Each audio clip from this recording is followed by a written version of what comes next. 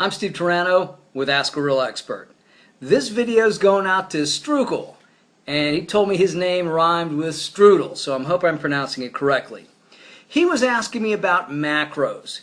He was all confused and worried because he's getting so much misinformation out there. Well, let me answer this question by giving you a few situations that I was just in. Down here in Clearwater, we have a pretty famous weight loss doctor. And I was talking to one of the doctors who works at that office. And I said, "Hey doc, what type of diet do you typically recommend?" He says, "Oh man, we go with low carb, no doubt about it." I said, "Really? Give me the macro makeup of your low carb diet." He said 40% carbohydrates, 30% proteins, and 30% fats.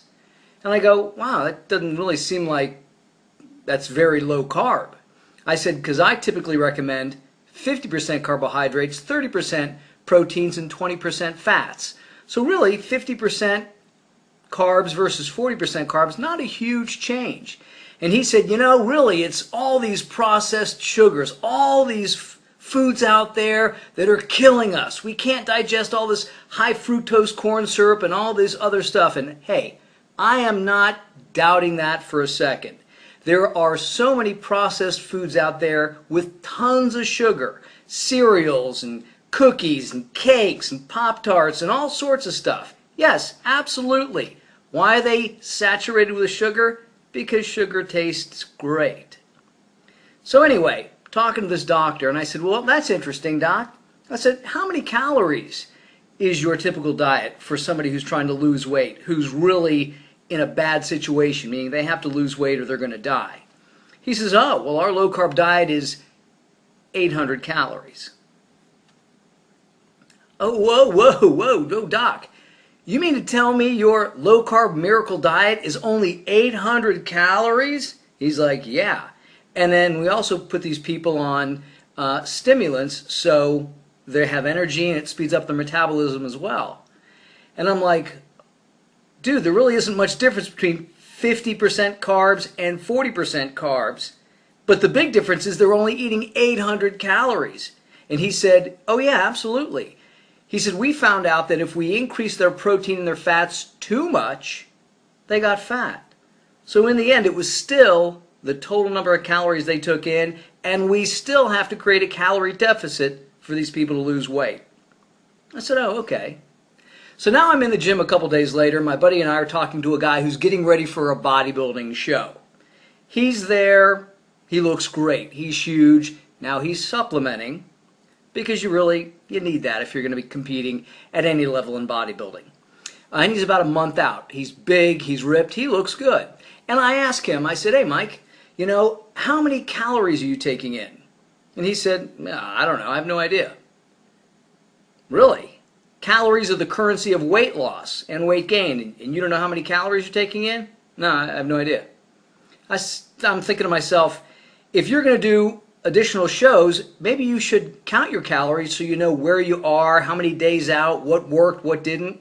Anyway, I said, hey, Mike, do you know what your carb, protein, and fat breakdown is? He goes, no, I have no idea. But I'll probably start tracking it now that I'm getting closer to the show. So now I'm thinking, there's a guy standing in front of me, looks just like the guys in the magazines. Now he's supplementing, but he looks just as big and just as ripped as the guys in the magazines. He didn't have a damn idea how many calories he's eating. He didn't even know what macros he's eating. Proteins, fats, carbs. He has no idea. So I'm talking to a guy who looks just as good as those dudes in the magazine, and he didn't know a damn thing about macros, proteins, fats, or carbs. So it's like I've always said, our diet supplies more than enough protein, even a shitty diet. If you ate at McDonald's, breakfast, lunch, and dinner, you'd have more than enough protein to build muscle.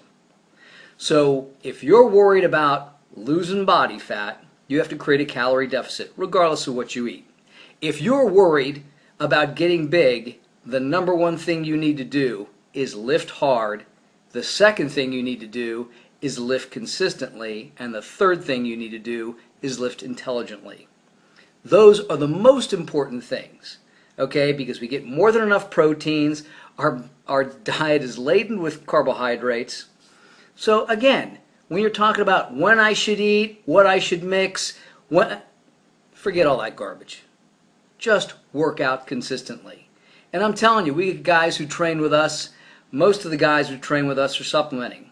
And two things happen.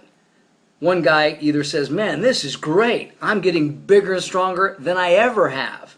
Other guys go, this shit's hard. Man, I'd rather go back to lifting lightweight, getting a big pump, and still getting bigger because I'm supplementing. So in the end, you still got to train. You still got to train hard. You still got to train consistently. And don't worry so much about your macros. If you're trying to lose weight, create a calorie deficit. Watch your calories. Do cardio. If you're trying to get big, work out. I'm Steve Turano. Train smart, train hard.